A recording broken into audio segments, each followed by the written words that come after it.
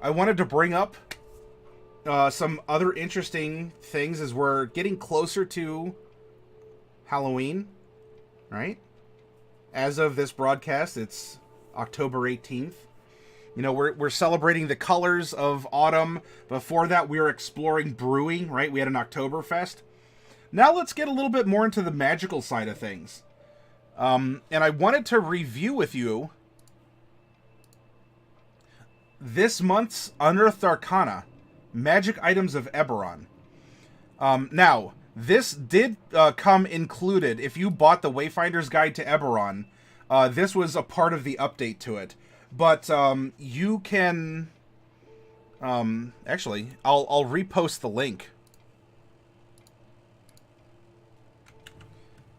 This is made freely available to you all as playtest material.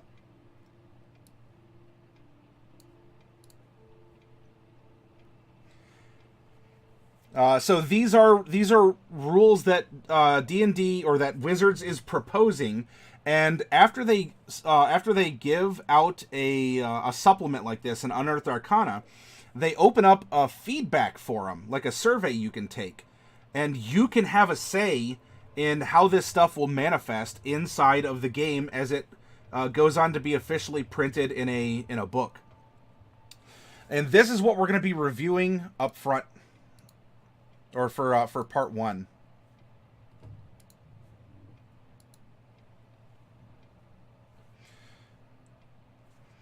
So remember, what we're discussing here is playtest. This is not official. You are going to need your DM's approval to run this content in your game.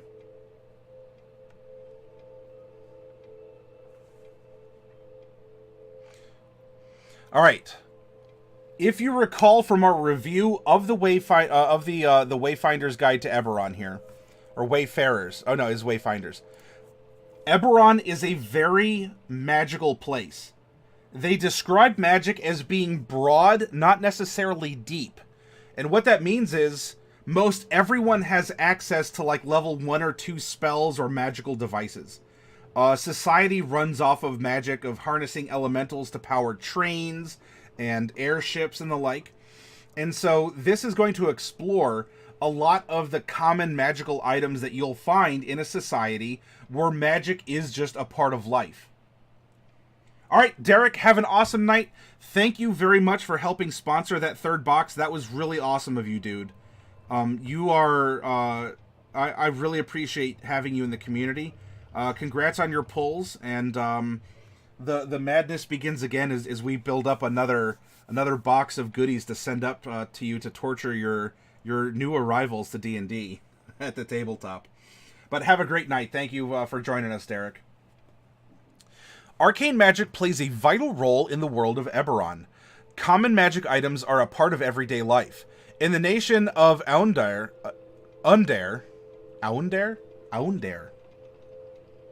wand slingers are beginning to outnumber those who use swords and bows. Right, so here we have a bit of the Last Samurai going, where who needs ancient samurai armor and katana when you can have a Gatling gun?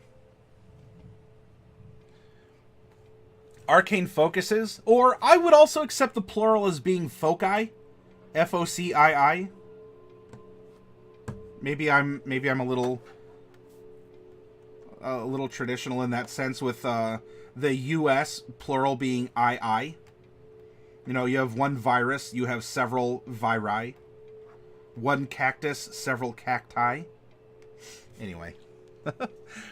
Go to the Bazaar in Sharn or any enclave of House Cannith, and you'll find a wide selection of arcane focuses to choose from. For a wand slinger, the choice of an arcane focus carries the same weight as a duelist deciding between a rapier or a maul. Do you use a wand of Thernian Ash to focus your firebolt, or do you harness defensive energies with a Rizian Orb? An arcane focus is a tool, and only provides its benefits while you're actively using it. In Corvair, arcane focus items are recognized as weapons. If guards are securing swords and bows, they'll also require you to turn over your staff. And this is a cultural concern that would be addressed. In fact, Bloody Torchic had an excellent question about the brewing domain that we made in our Oktoberfest week. And with the concept that we initially made, it allowed you to copy up to X gallons of liquid into another vessel. And she said, well, what would keep you from trying to flim-flam the king by making a barrel of this rare, I don't know, like dwarven ale or something, and selling it? Nothing would stop you from doing that. Nothing would stop you from creating an illusion that already exists in the PHB as such.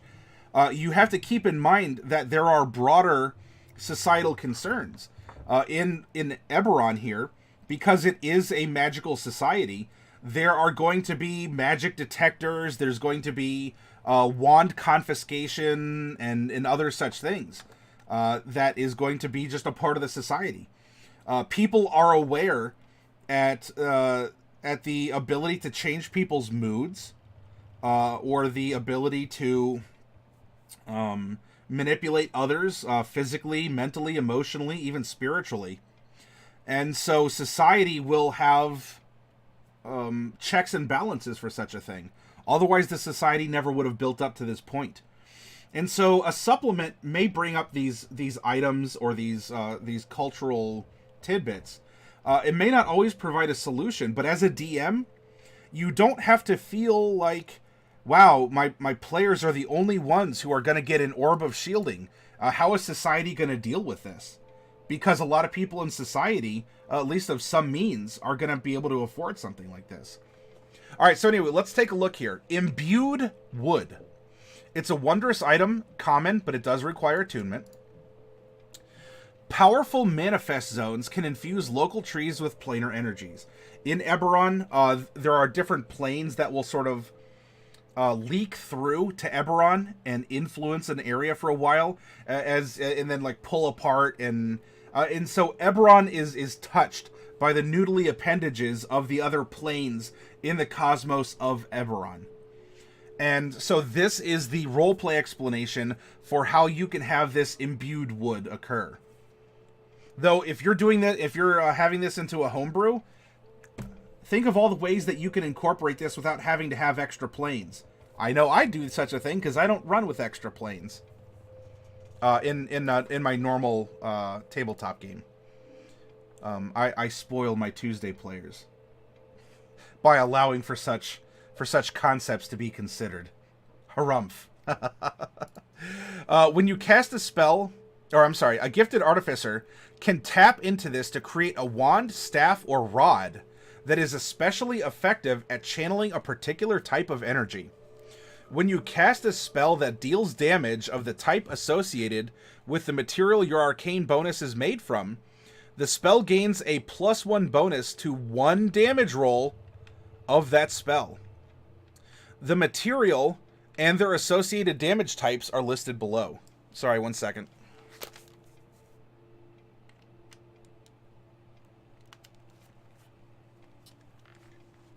There we go. I have the power. Fernian Ash. So if you have a quarterstaff made of Fernian Ash that is acting as an arcane focus, it will increase any fire damage you deal by 1. Now, because it says a +1 bonus to 1 damage roll of that spell, if you cast Fireball and you get 20 damage, it's going to be 21, despite you rolling X amount of dice depending at the level you cast it. If you cast Firebolt, it will be +1 damage, even though it's a singular target. Irian Rosewood, radiant damage. Kithrian Manchineel, acid or poison. Lemanian Oak, lightning or thunder. Mabaran Ebony, necrotic, and so we go through here: psychic, cold, and force. I mean, you might switch this up, or in your world, you might actually split out lightning and thunder damage. Can't hang fading. 12 for 10. Thank you for being a part of the stream, and thank you very much for your generosity in supporting the channel and co-sponsoring that box. That was really nice of you.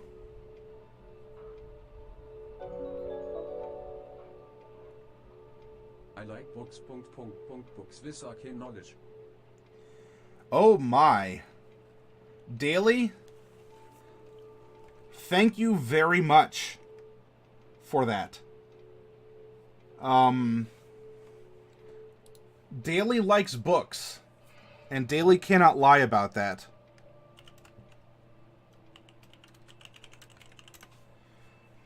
And what you just saw Daily support with that very generous donation. Whoop.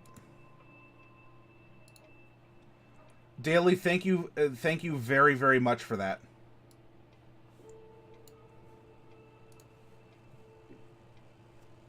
What you saw Daily support, I will be getting in the hobby store exclusive books to the shop. And there is this limited edition format exclusive to hobby stores. It's a slipcase that has the 3 core books and a DM screen with alternate art. And I imagine that there's, you know, any errata and other things have been taken care of. I'd hope so. They're not going to pull a Skyrim and just export the same bugs into a new edition. Well, thank you. Well, thank me and thank you, and we're just going to thank each other back and forth ad infinitum, Daily. And so I will be getting in some of these, and so the retail price is $170 with some shipping to get the books, because this altogether this is what did I weigh these at? It was about it was going to be about 10-ish pounds or so. I'm predicting. Of course, the material can add weight to that as well. But this is going to get a set of these books that are hobby store exclusive. So thank you, Wizards, for helping support brick and mortar stores. But yeah, that donation will get a set of these exclusive hobby store books to you.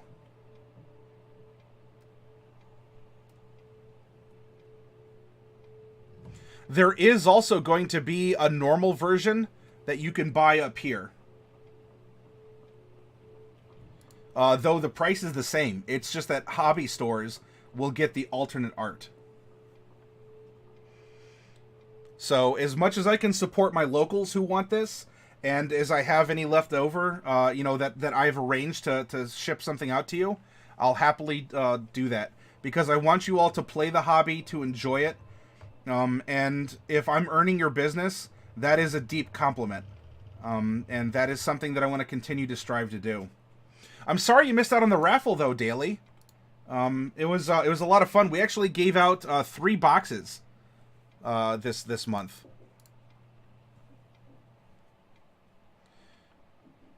On that note, for anyone who's new here, because we do run this as a fundraiser for the channel, for 1,000 bits, you can sponsor a box that I'll crack open, and you can keep 1 miniature of your choice, even if it's the super mega rare out of it. Hey, Pouty. And so I only have 1 box of Monster Menagerie left, and 4 boxes of Dragon Heist left. And then we'll see what I'm gonna get in maybe next week, or what I have at the store that I can pinch to bring back to the channel. But I'm not sure exactly what that is. Yep, Pouty, we gave out 3 boxes. 2 from the number of subscribers that the channel has this month. So thanks to all of you who subscribe, because you support giveaways like that. And the 3rd one was a box that was donated to the raffle by a split donation of 12 for 10 cents and Macabre Derek. Each of them threw in the equivalent of 500 bits and threw another box in. And I said, you know what, at 10... I'll pass the savings on to you, and we'll do a full box. It was a special time. The 3rd Wednesday of the month is when we do that daily, and I chose the 3rd Wednesday because I realized people have bills to pay at the beginning and end of the month, and so for those who want to re-up their subscriptions to the channel, it gives them a week or 2 to be able to do so, because I don't want to dip into people's you know, I don't want to have to force them between, you know, a meal or gasoline and subscribing to the channel. And so I only check my subs. I check my number of subs on the 3rd Wednesday of the month to put it like kind of in the middle to allow people time to designate support for the channel if they decide to do so. I had 10 people in the giveaway, Pouty. And I also gave away a crocodile miniature that was rescinded back to the prize pool. So we had a crocodile and 3 boxes of minis. Alright, so imbued wood here. It adds it's common, not terribly expensive, and it'll add a +1 damage to the type from which your arcane focus is made. There's also the Orb of Shielding, another common item. An Orb of Shielding is made from crystal or stone aligned to one of the planes. Boo hiss planes. While you are holding the orb and take damage of the type associated with the material your orb is made from, you can use your reaction to reduce the damage by 1d4. The materials and their associated damage types are listed below. And so here we get back to, you know, Quarry, Rizian. These are the names that were used up here and for associated damage. So in this case, if you have an Orb of Shielding, you use your reaction and you can take some damage off if you're expecting a bunch of ice damage because you're going to go fight a Yeti or a White Dragon or something along those lines. Optional rule. A two-handed arcane focus. Posted something fun in Table Talk? Yeah, let's take a look at it real quick. You won a proof sheet from the D&D Twitch channel and it showed up? Oh my gosh. That's really cool, dude.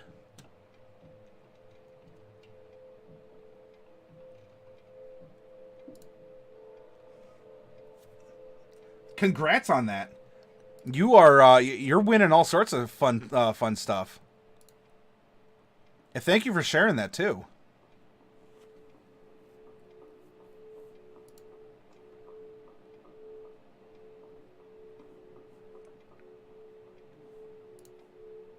That is cool.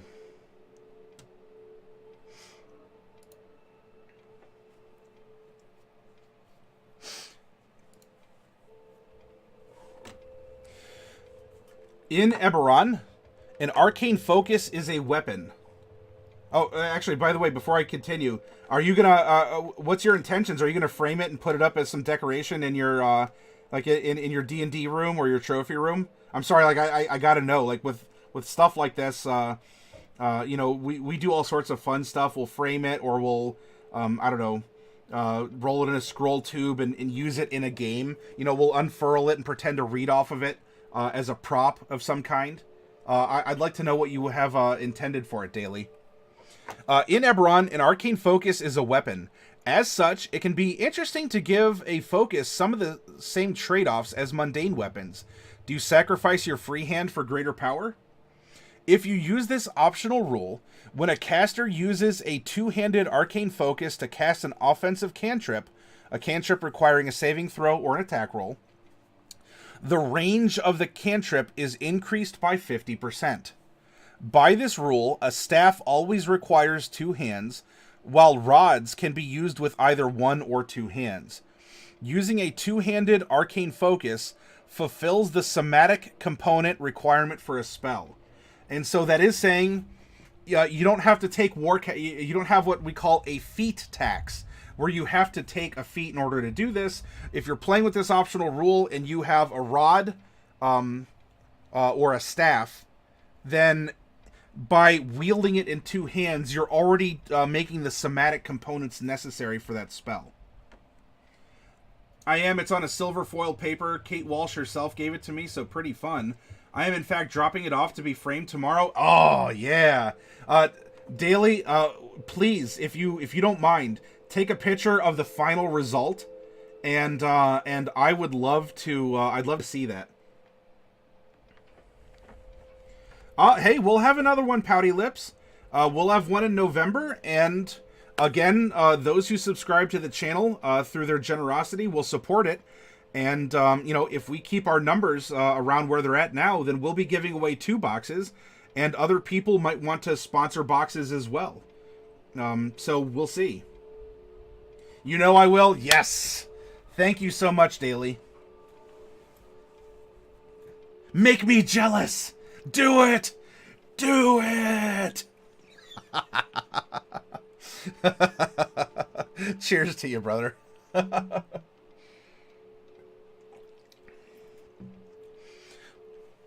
Arcane magic is a part of everyday life in the 5 nations of Corvair. Powerful magic items remain rare and remarkable, but the streets are lit with ever-bright lanterns and nobles flaunt their wealth with fine glamour-weave clothing. These are just a few examples of common items you might find in Eberron.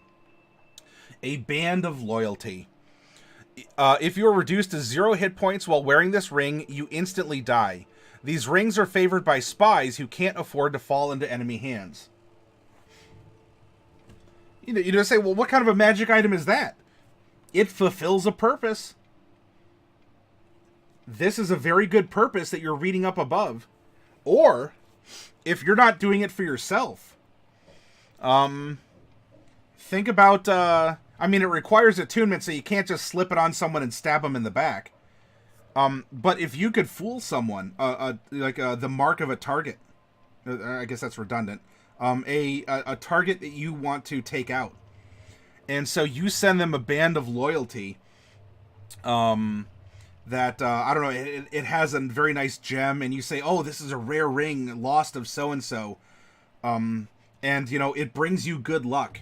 Then you might be able to trick the person into attuning, to it. You know, it just takes an hour.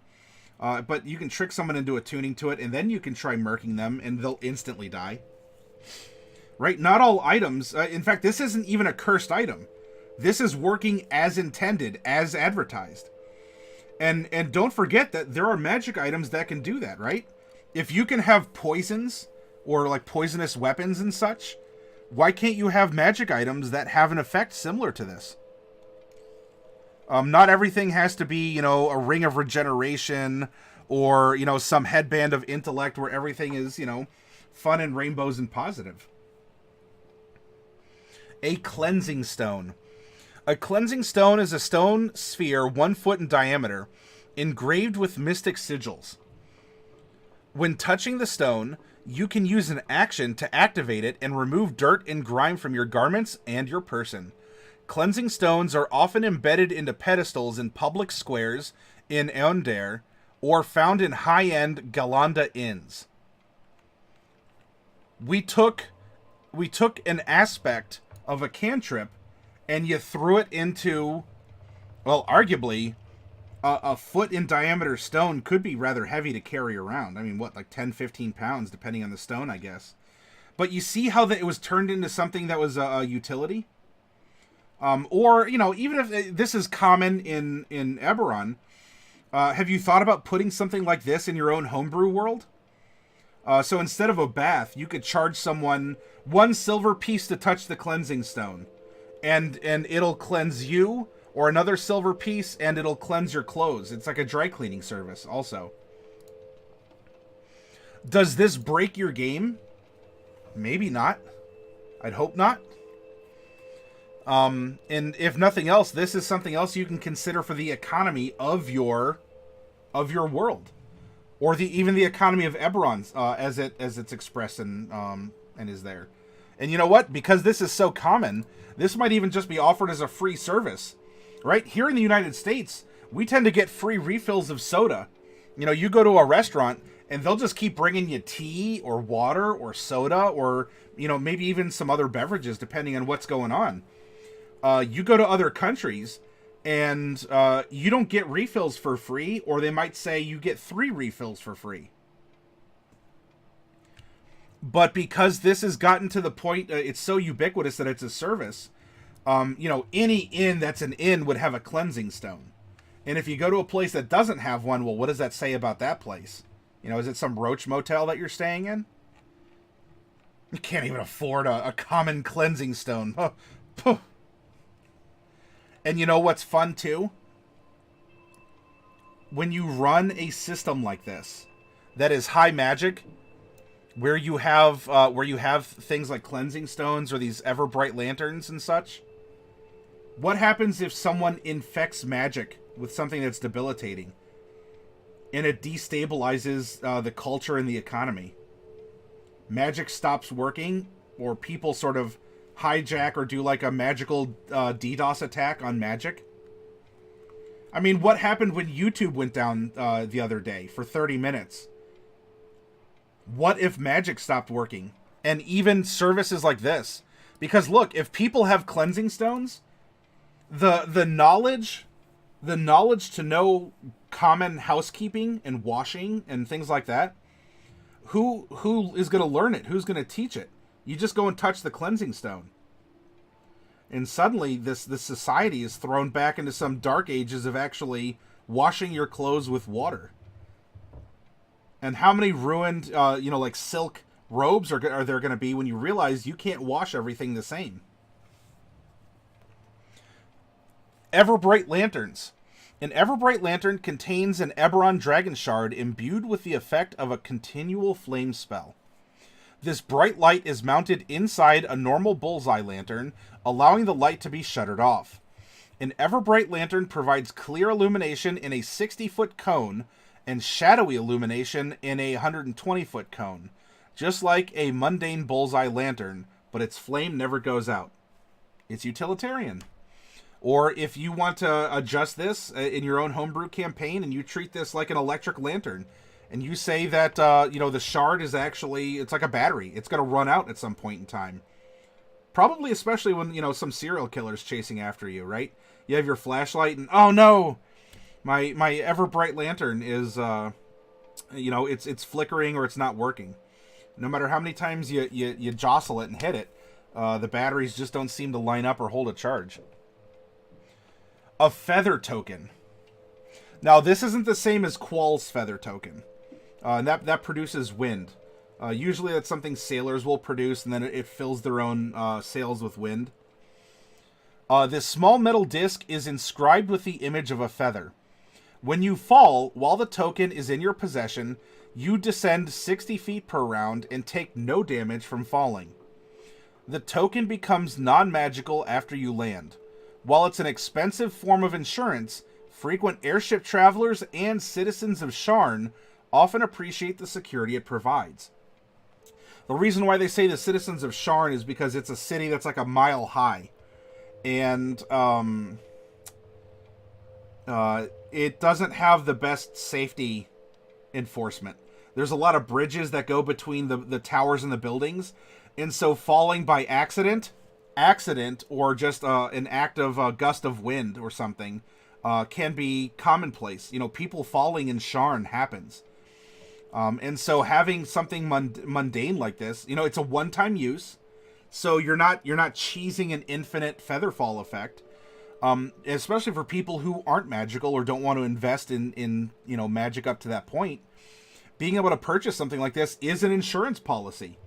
Just similar to that Band of Loyalty being an insurance policy as well. Anti-magic zones would be effective at putting out ever-lit items. Yeah. Eberron stuff is definitely things I need to include in my homebrew. How common is it, and how has it been employed in the economy and in the culture? And you know what? That's true. If someone made an anti-magic zone, then your lantern could very well act as a canary in a cage, right? Or a canary in a mine shaft. If your lantern starts flickering, then either the serial killer's close, you're entering an anti-magic zone, or heaven help you, both is happening. And suddenly you have some kind of like a Jack the Ripper that has established an anti-magic zone or operates in a natural one, and suddenly preys on people who are so used to using common magic items that they don't work in there. And that's when your figure strikes, as an opportunist, as a thrill killer or a serial killer, or even just someone, I don't know, who does hijinks. It doesn't even have to be lethal. Glamour weave. Glamour weave clothing is imbued with cosmetic illusions. Traditionally, these patterns are contained within the cloth, but higher-end glamour weave can have more dramatic effects. You could have a gown that appears to be wreathed in flames, or a hat that's orbited by illusory butterflies. Regardless of the design, these are cosmetic effects that have no impact on combat. So here you go, minor illusion contained to an article of clothing that you're wearing. Everyone knows it's an illusion, right? It's expected, and in fact, people will even jockey to create really cool illusions with their clothes. It's a cantrip, so again, you're probably not breaking the game. You know, if you really wanted to, I guess you could come out with butterflies orbiting your head and, and say, like, I am the Papillon-mancer. I have come to transform you all. And cast polymorph on someone to, I don't know, intimidate him, I guess. And, it's explicitly saying there's not a mechanical effect, but hey, roleplay it up, ham it up, and have some fun. But still, in a world where magic is common, what are people gonna do with cantrips and maybe even dabbling into some first level spells? Coffee Cat, have an awesome night. Thank you for being a part of the chat. I'll see you around. Be well and continue rocking out Inktober. As you're making those, make sure to post them up so we can come and look over your shoulder at what you're creating. I am so fortunate to have a lot of artists in the community who are expressing themselves in this way. I mean, not just artists. There's people from all walks of life here in this community. But Coffee Cat does some really good work. He actually made unprompted, through his own generosity and skill, made a party, sort of a photograph of the Tuesday party, and he's been going through Inktober. And I know that Dark Wolf has also been going through her exercises with Inktober as well.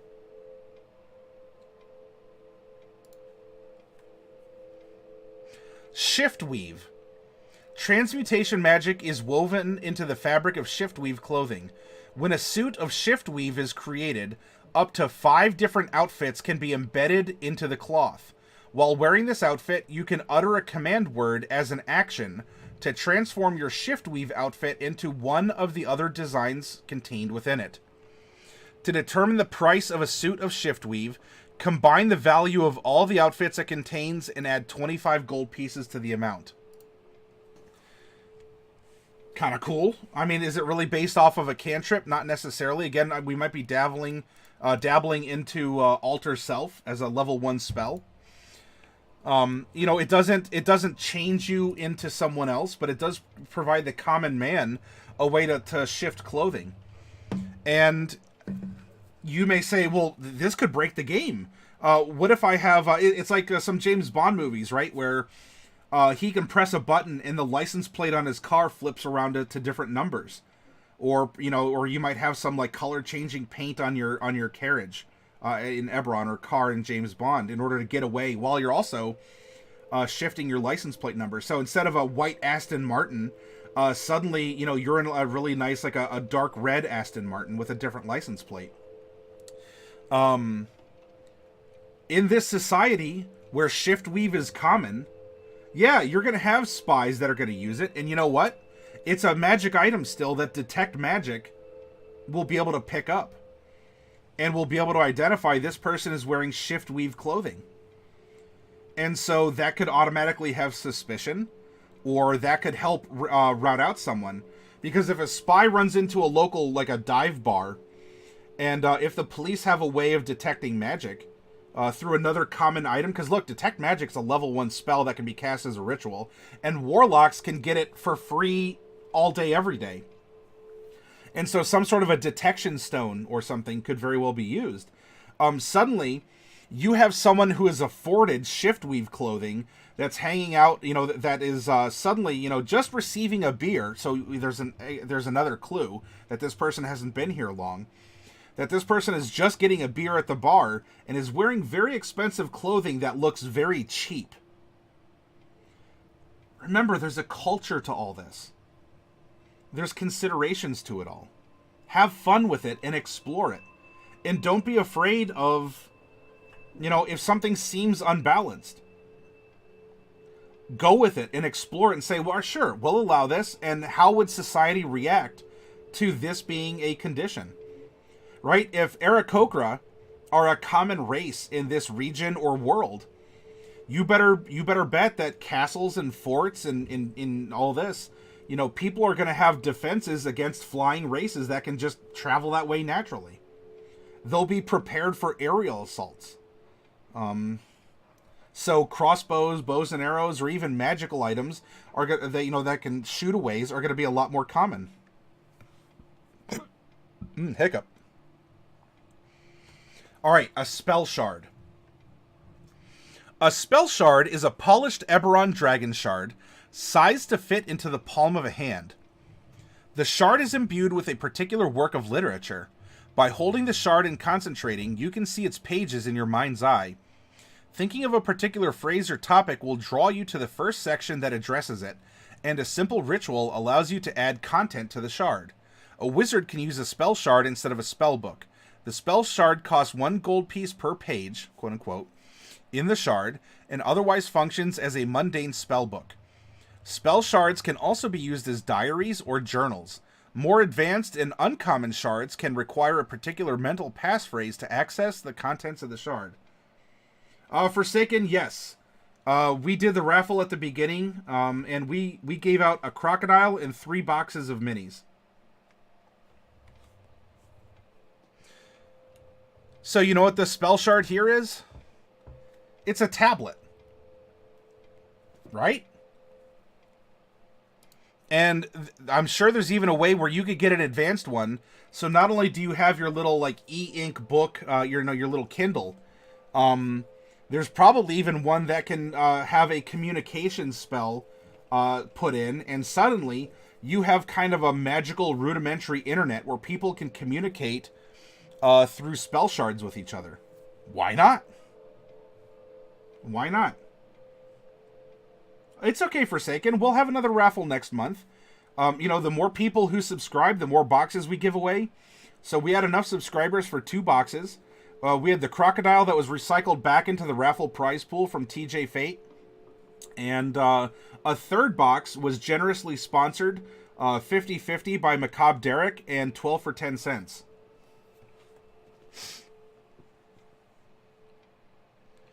Warforged components. The Warforged are living constructs.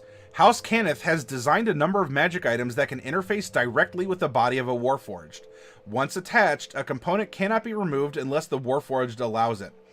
The Arm Blade is an example of an item created by House Cannith. Docents are mysterious, wondrous items discovered in Zendrick. These are just a few of the components that can be encountered across Eberron.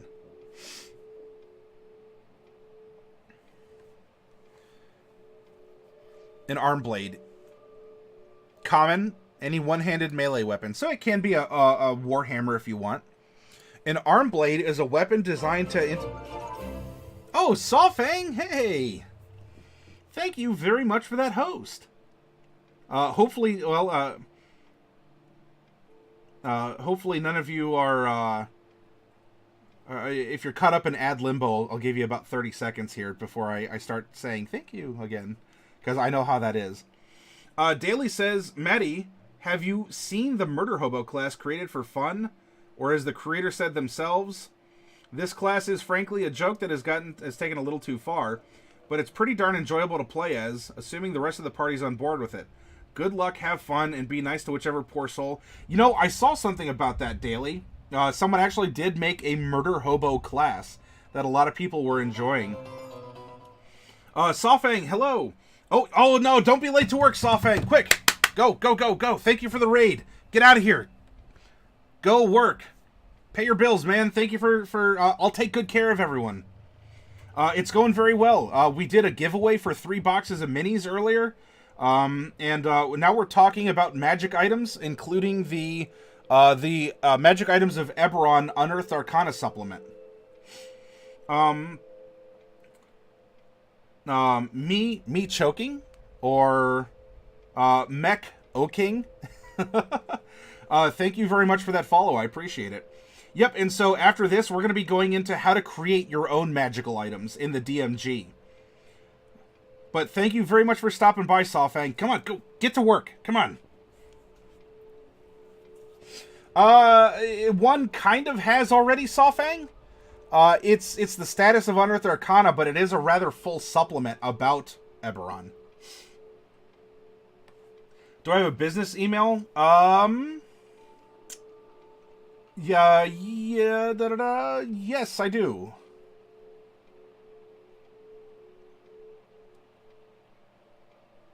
It's normally me, Cho King, but people also call me Meko King. Oh, yeah, I mean, so there's me choking. There's Mech O'King. So you're a very technological, person from Ireland. Oh, Mech O'King. A lot of fun variants, but me Cho King. I will do my best to remember how to pronounce that. Just as it took a little bit for me to get Daly's pronunciation down. Oh, yeah, Ravnica stuff, Sawfang. Yep, we'll be going over Ravnica stuff when that comes out, and the miniatures that are going to be coming out with that. You all better bet I have several cases of miniatures coming in for the Ravnica release. You're going to lurk on your phone? Okay, Sawfang. You can call me Meko King. All right. Meko King it is. Meko King, Meko King, Meko King. Daily, I'll shoot you a PM on Discord about a way to get a hold of me. Volvo's here. Uh-oh, pops up from the hole. Whack a Volvo. Whack a Volvo. Alright, so the Arm Blade is a weapon designed to integrate with the forearm of a Warforged. If you're a Warforged, you can attach an Arm Blade by attuning to it. An attached Arm Blade cannot be disarmed or removed from you against your will. But while the weapon is attached, you cannot use that hand for other actions. You can spend 1 minute to end the attunement and remove the Arm Blade. An Arm Blade isn't inherently considered to be a magic weapon for the purposes of overcoming damage resistance. However, any sort of magical melee weapon could be created as an Arm Blade, so you could acquire a Vicious Arm Blade or a Vorpal Arm Blade. Unearthed Arcana is always interesting stuff. There are some things I wish WotC made official. Whacking Volvo adds 100 points. It only makes him stronger.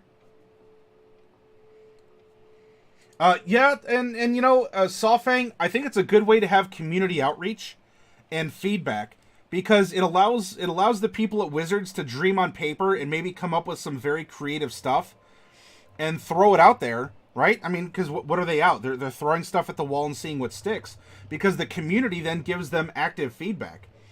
So it's an excellent way to play test and make sure that the community is happy with the content that comes out, so that they don't suffer from the Splatbook syndrome that they did in 3rd and 4th edition. I mean, arguably you can get older too, but of more recent memory.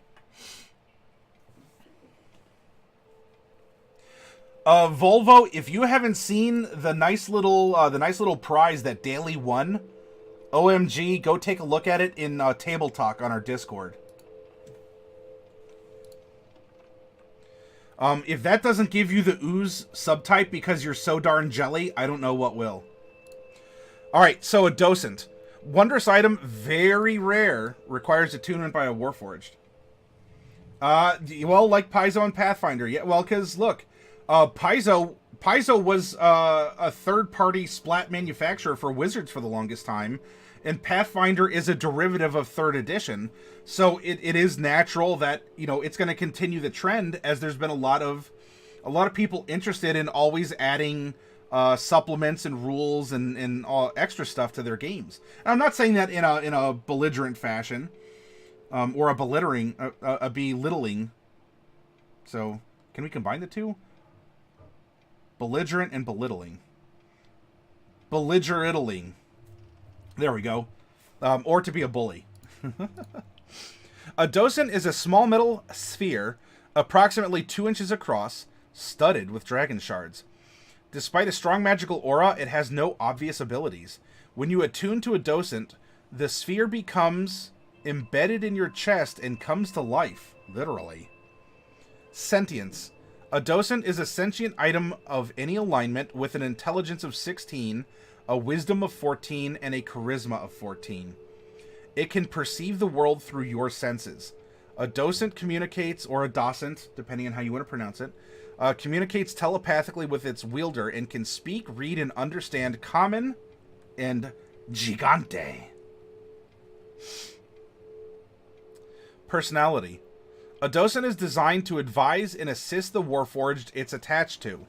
One of the simple functions of a docent is to serve as a translator.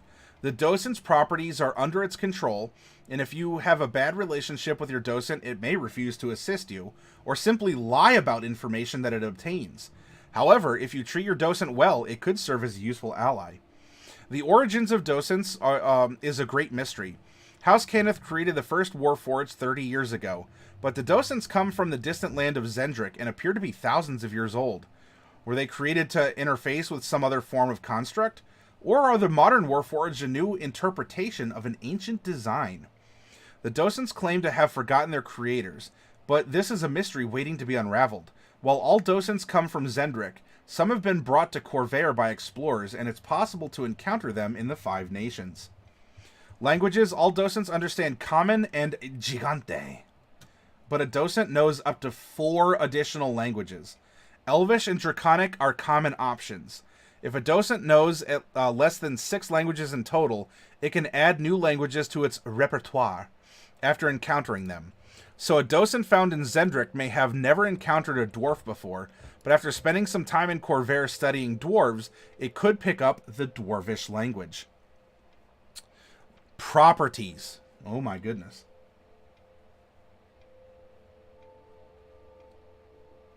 Volvo says, I must plot to take over daily and get the minis. Sawfang says, I love Magic the Gathering. I wonder how the Ravnica book will be. Last book was Tome of Foes, followed by Waterdeep. Yes.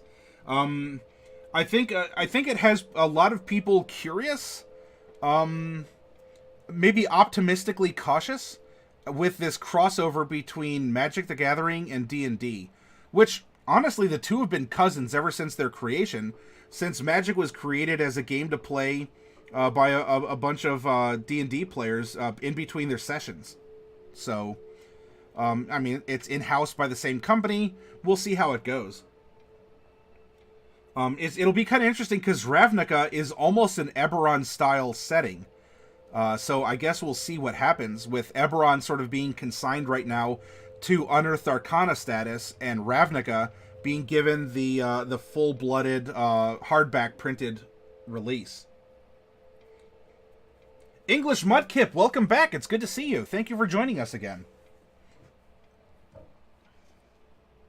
All right, a docent possesses up to 3 of the following properties. It can cast a detect magic spell at will. Hey, there we go. So it's warlockish with an invocation. It can cast a detect evil and good spell at will. The docent can detect any form of divination or scrying targeting it and its warforged host.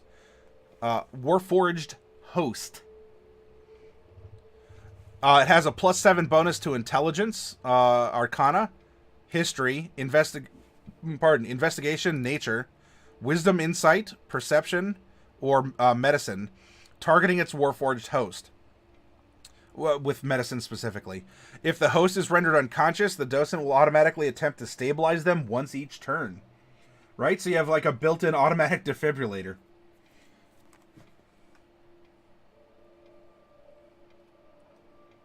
A car has to dream, sir. Well, Volvo, from what I understand, you have an excellent safety record. So even if you do get into trouble and you crash in your conflict, everyone should still be able to survive.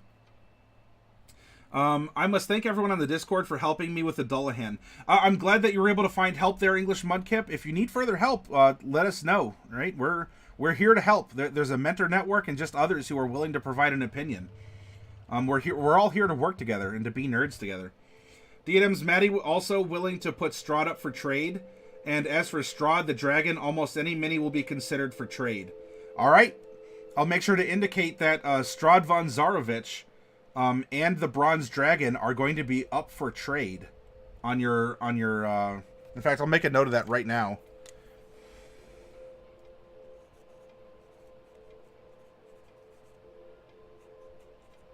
There we go. Daly says at Volvo, if everything we have seen leak out is an indication, plus that artwork of the sweet artwork in that book alone might make it worth the buy, but I am optimistic. I am too, Daly. Yep, nothing wrong with the dream. It will be marvelous. I'm filled with opinions. You can use a bonus action on your turn to request that the docent use one of its properties on your behalf.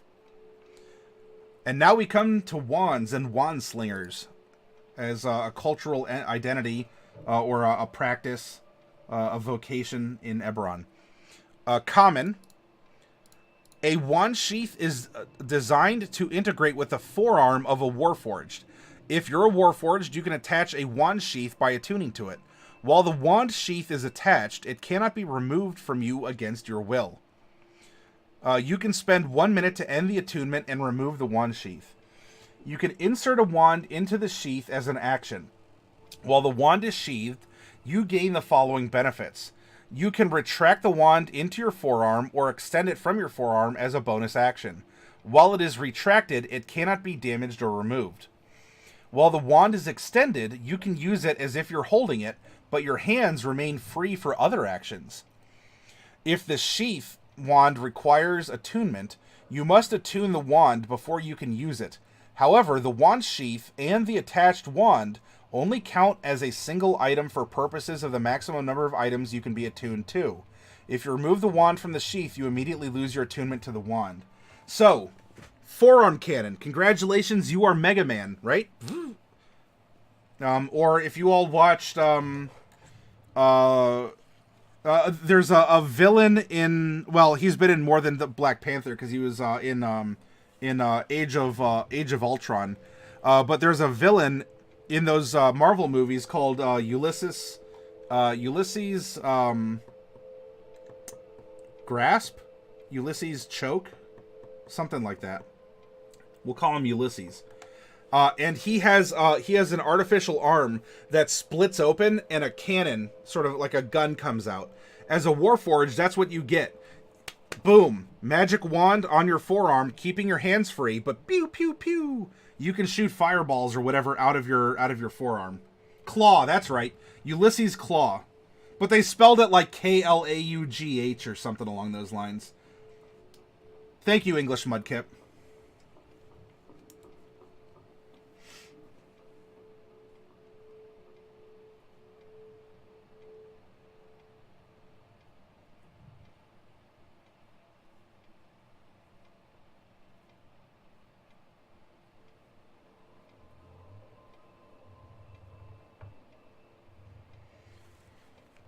Daily to Diadem says, pineapple is great, but not on pizza, although unlike some, I do not shun those that feel it's edible in that form. Daily, as someone who doesn't mind pineapple on pizza, especially if it has like ham and barbecue sauce instead of the traditional marinara, I appreciate your tolerance to my lifestyle. Yeah, it is very understanding of you, Daily.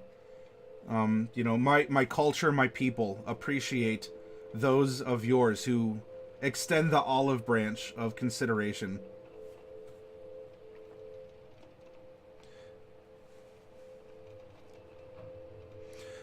So here we go. That was the overview of Unearthed Arcana Magic Items of Eberron. As you can see, most of the things here are common. If you do decide to allow for magic items, everything doesn't have to just be +1 swords and shields. I mean, a lot of players might go for that and for obvious reasons. But think about daily life. Think about your culture, your economy of the world in which you're running. Why wouldn't people be able to harness magic? For instance, here. Beautiful bread and butter magic item. A cleansing stone.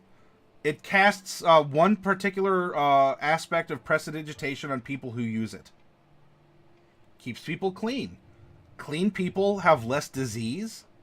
Clean people have a different type of culture and put appreciation on different things. As parts of our lifestyle become automatic, they often fall by the wayside or just included to be presumed.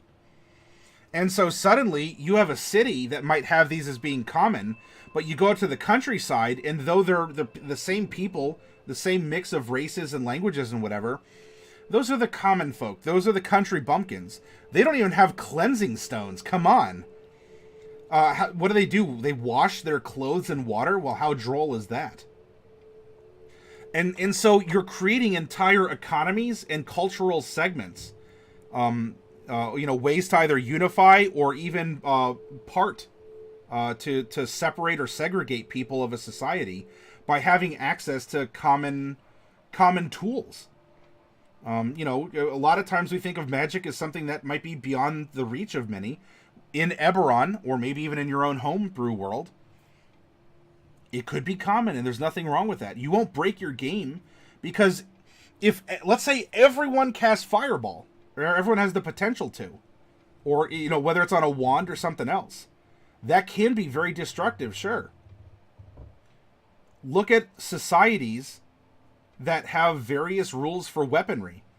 I'm not getting political, but look at the United States and how our culture and our laws reflect firearms ownership, or the restriction or the lack of a restriction on being able to purchase different ingredients to make different things. And then compare it to other countries who have different laws, different cultures, different tolerances. And suddenly you may realize, well, if everyone has a wand of magic missile, maybe you actually have a cultural uprising where, wands of magic missile, you could use it as a parallel for this world. And you can say that in your big city, the culture overall is that everyone should be armed with some way to defend themselves, and wands are a good way for the common person, not just the esoteric wizard in an ivory tower, to have a magic item. But illegally gotten wands of various spells have made their way, into the inner parts of the big cities in your world. And so gang warfare or murders or innocent bystanders are caught as these groups are having wand warfare out in the streets. And so this has a cry for people who want wand control. Or say, no one should have the need to cast 3 magic missiles out of a spell at once, or out of a wand at once. We should limit magic missile use to one missile per cast. And it's a way for you to explore your world, and it's also a way for you to explore, maybe in a bit of a tongue-in-cheek fashion, or you could be as serious as you want. You could use that to explore issues in this world. So what about wand control? Or, and then of course, you would have various lobbies that are pro-wand and anti-wand. Or, you'd have various groups of, just along different lines of, race or religion or economic status or whatever in your world, that are using or misusing, these tools. And you could very much create a parallel for this world if you wanted to, and have fun with it, explore it. Even challenge yourself. You yourself may be, have a particular stance on weapon ownership or type in whatever country you live in. This is apolitical, nonpartisan. Challenge yourself then and say, well, if I'm normally against gun ownership in some form or fashion, I am willing to open my mind and consider a world in which ownership of weapons like this is ubiquitous, or is, and you use it to try and challenge yourself to think whether or not it changes your stance. I mean, that's really up to you in the presentation, but you can use it to grow and think. You can use it to be creative. You can have a 2001 Space Odyssey sort of, or the Gods Must Be Crazy reference, where you have, average Western European medieval society, and suddenly someone finds a wand of, I don't know, a wand of something. It can even be create light. What is that going to do to the society? I mean, think also Back to the Future with the radiation suit and the Walkman that Marty McFly used to present himself as something, bigger, badder, greater. In the there's that quote, in the land of the blind, the person with one eye is king. In a low or even a no magic society, having a wand of prestidigitation can vault you to lordship because you have magic. You have control and influence. So, think about these things with magic items and otherwise. Daly says that Eddie Morgs, you live your life. There is no wrong way to eat a pizza. Thank you, Daly. Hey, Zytek. Welcome. Good points. Well, I'm glad you're appreciating them. Daly says you also need to require wand vaults so that children do not have access to the wand due to several unfortunate events. See? Daly's bringing up other good points. Hey, Victor, welcome. The Gods Must Be Crazy was one of your dad's favorite movies. Yeah, consider it. That was a movie about a simple glass Coke bottle being found by an African tribe, like a remote African tribe. It was garbage to the pilot who was drinking it and threw it out his window as he was flying over the countryside. And yet, this was a magical device from the gods, blessing this tribe, this indigenous tribe, and yet it served to separate them because suddenly they were jealous over who owned the bottle and what it could do, because glass could do things that this tribe never considered before. And so the whole point of the movie is one young man's quest to get rid of the bottle that the gods placed among them, to challenge them and to split them apart. It's a good way for us to reflect on the things that we have in our own culture and values. Victor says, remember spell scales. I do not know that term offhand. All right. Well, anyway, everyone, why don't we take let's take like a 10-minute break, get a snack, a drink. If you got to use the bathroom, go ahead. Daily, I'll zip you a message and we'll come back and let's go through the rules, the basic rules about making your own magic items in the Dungeon Master's Guide. Okay. All right, everyone. I'll see you back in about 10 minutes. Thank you so much.